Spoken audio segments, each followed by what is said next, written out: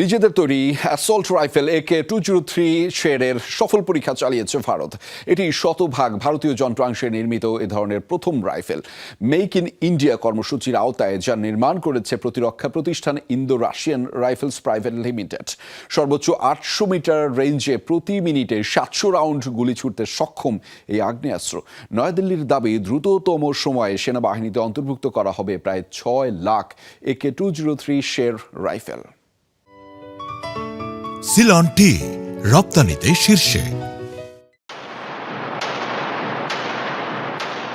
প্রথমবারের মতো সম্পূর্ণ নিজস্ব প্রযুক্তিতে AK-203 শের অ্যাসল্ট রাইফেল তৈরি করেছে ভারত। নিজেদের অস্ত্রশিল্পের জন্য এই অর্জনকে মাইল ফলক আখ্যা দিচ্ছে দেশটি। মেক ইন ইন্ডিয়া কর্মসূচির আওতায় 2019 সালে এই রাইফেল নির্মাণের কাজ শুরু করে ভারত রাশিয়া যৌথ অংশীদারিত্বে গঠিত Indo Russian rifles private limited IRRPL। আমরা সম্পূর্ণ ভারতীয় যন্ত্রাংশের তৈরি AK-203 শের রাইফেল সফলভাবে উৎপাদন ও ফায়ারিং করেছি। এটি আমাদের জন্য অত্যন্ত গর্বের মুহূর্ত।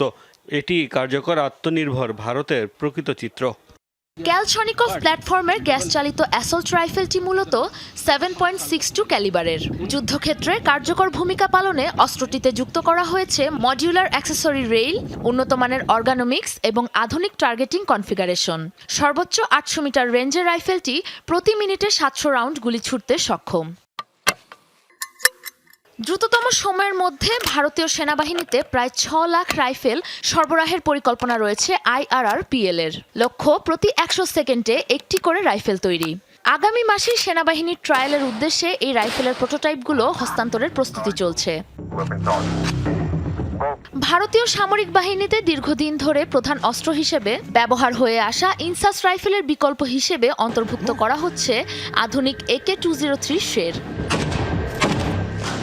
সাবরিনা নুসরাত, যমুনা নিউজ।